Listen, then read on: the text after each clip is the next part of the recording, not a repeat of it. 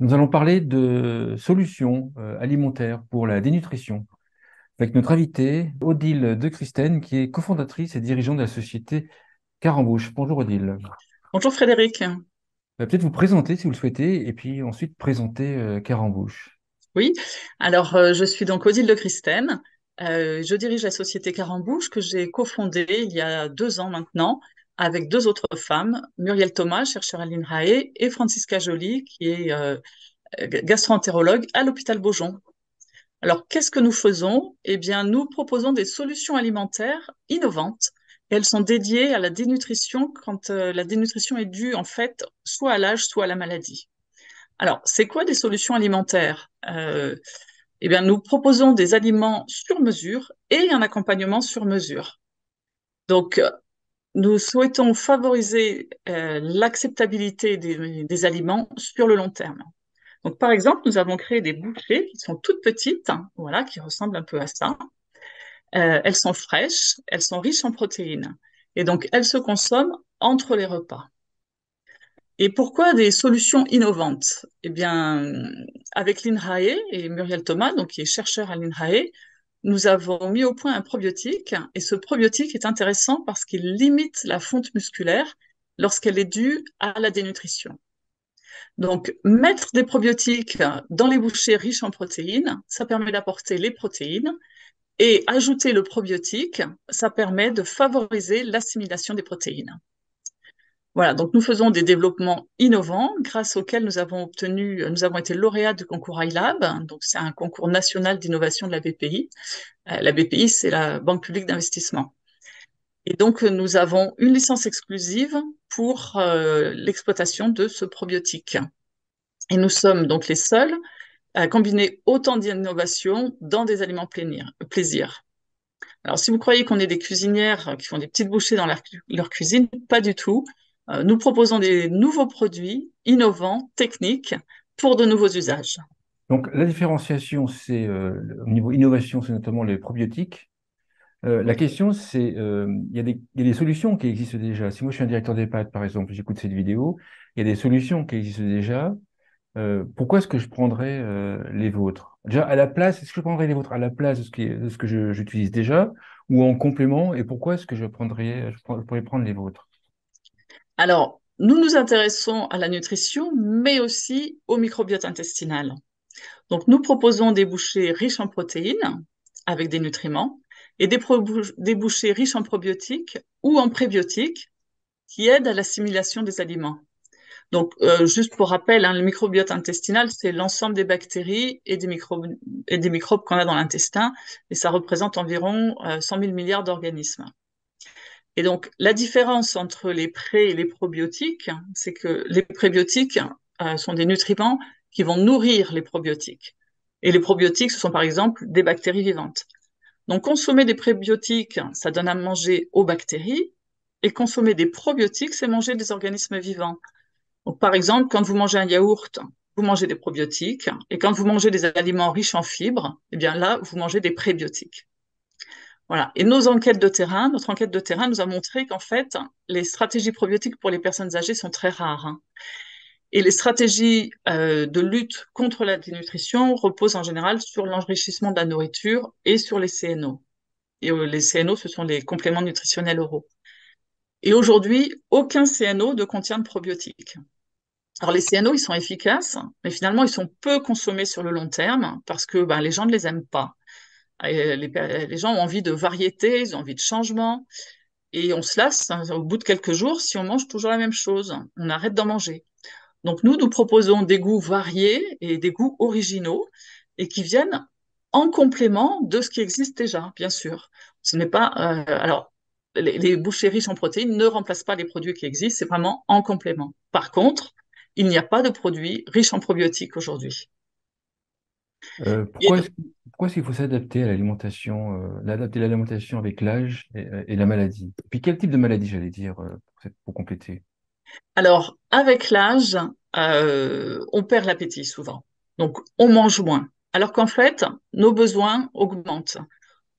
Une personne âgée a besoin de consommer au moins 1,2 g de protéines par jour par kilo de poids corporel.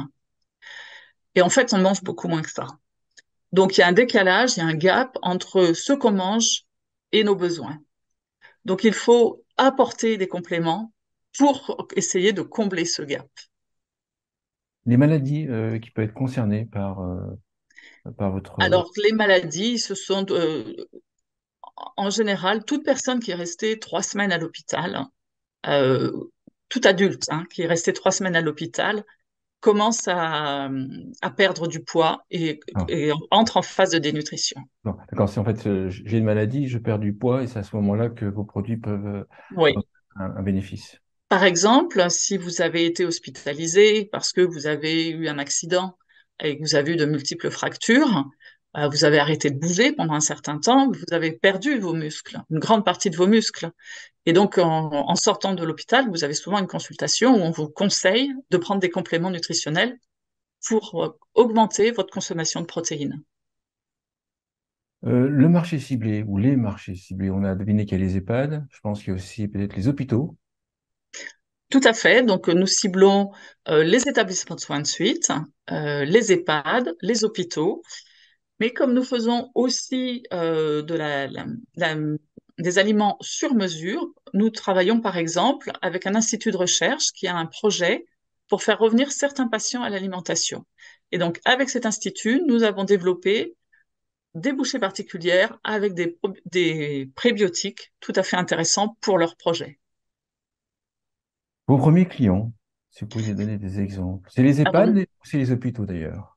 alors, nos premiers clients, en fait, c'est Melioris, c'est un groupement d'EHPAD dans la région de Niort, et c'est l'INSERM, donc un institut de recherche pour lequel nous avons fait ces bouchées sur mesure. Comment est-ce qu'on arrive au niveau historique à avoir l'idée de créer ces produits? Qu'est-ce qui fait au démarrage qu'on va se dire, tiens, on se lève le matin, on va créer des produits pour Pourquoi? la nutrition?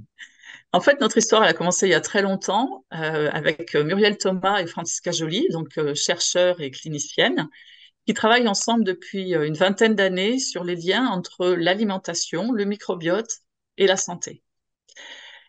Et un jour, elles se sont dit, on cherche tout le temps des stratégies pour nos patients, enfin surtout les patients de Francisca, pour la dénutrition.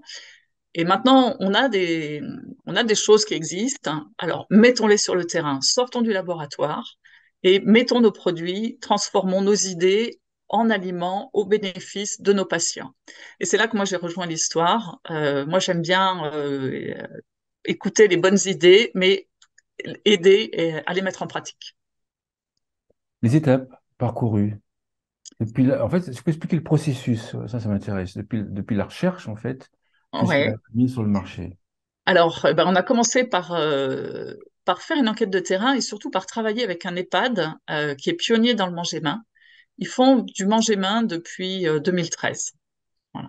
Et on a confronté notre idée avec ce qu'ils faisaient et on a progressé avec eux. Donc, ça fait 3 ans qu'ils nous accompagnent. Donc, cet EHPAD et différents professionnels de santé qui ont été enthousiastes quand on leur a proposé nos carambouchés. Donc, avec cet EHPAD et d'autres professionnels, nous avons mis au point les premières recettes. Et puis, nous avons organisé un test grandeur nature. Nous avons distribué 18 000 bouchées dans plusieurs établissements pendant 15 jours. Et donc, on a vraiment fait un test de terrain auprès de personnes âgées. Nous avons eu des testeurs de 60 à 102 ans. Voilà, ce qu'on a pu constater, c'est que les bouchées étaient appréciées, puisque 97% des personnes en ont mangé. Et en moyenne, elles consommaient 10 bouchées par jour. Euh, dans l'avenir, vos futurs développements, comment est-ce que vous voyez vos produits dans 5 ans, par exemple? Alors, ben, dans 5 ans, on aura une gamme de bouchées avec des parfums sucrés, salés, des bouchées fraîches, des bouchées qui se mangent à température ambiante et qui pourront être aussi un outil, un moyen supplémentaire, par exemple, euh, pour apporter des vitamines. Par exemple, les personnes âgées sont toutes supplémentées en vitamine D. Donc, on pourrait très bien imaginer d'avoir une gamme riche en vitamine D. Donc, on aura les prébiotiques, on aura les probiotiques et un certain nombre de nutriments. Les directeurs d'EHPAD que vous rencontrez, je ne parle pas forcément de l'EHPAD, enfin, le groupe d'EHPAD avec qui vous avez développé ou l'EHPAD avec qui vous avez développé vos produits, mais les autres directeurs d'EHPAD, comment est-ce qu'ils ils vous accueillent? Comment est-ce qu'ils accueillent une innovation? Alors, ils sont surpris souvent parce que il n'y a pas de stratégie probiotique dans les établissements aujourd'hui. Aujourd'hui, les stratégies pour lutter contre la dénutrition, ça suit les recommandations de la Haute Autorité de Santé ou les recommandations des sociétés savantes. Donc, c'est à la fois apporter des conseils, enrichir l'alimentation avec de la crème ou du fromage qu'on rajoute dans la soupe ou dans les salades, et puis proposer des compléments nutritionnels riches en protéines. Mais il n'y a pas de stratégie probiotique. Donc, alors qu'on sait que avec l'âge, le microbiote intestinal des personnes âgées devient très pauvre. Et c'est encore plus vrai quand on vit dans des environnements aseptisés. Donc, enrichir le microbiote, apporter des probiotiques à des microbiotes appauvris est quelque chose de très intéressant. Voilà. Et donc, les directeurs d'EHPAD que nous rencontrons sont très intéressés par cette nouveauté, par ces nouvelles stratégies. Et comme aujourd'hui, il y a une grande différence entre la culture sur le microbiote et la recherche. En fait, la recherche, c'est quelque chose d'assez récent. Elle a une vingtaine d'années, la recherche sur le microbiote. Donc, on propose aussi de faire des animations autour du microbiote qui s'adressent à la fois au personnel et aux résidents et aux familles des EHPAD pour les familiariser avec le rôle du microbiote, mais notamment le rôle du microbiote dans l'alimentation. Et dans l'avenir, est-ce qu'on peut imaginer que ces produits soient aussi à destination du domicile? Alors oui, tout à fait. Aujourd'hui, nous concentrons notre travail sur les établissements, mais bien sûr, dans l'avenir, hein, nous souhaitons que ce soit aussi pour le domicile, puisqu'on sait très bien que les personnes âgées à domicile sont aussi à risque de dénutrition. Tout à fait. Une conclusion à l'émission ou un point que vous vouliez rajouter?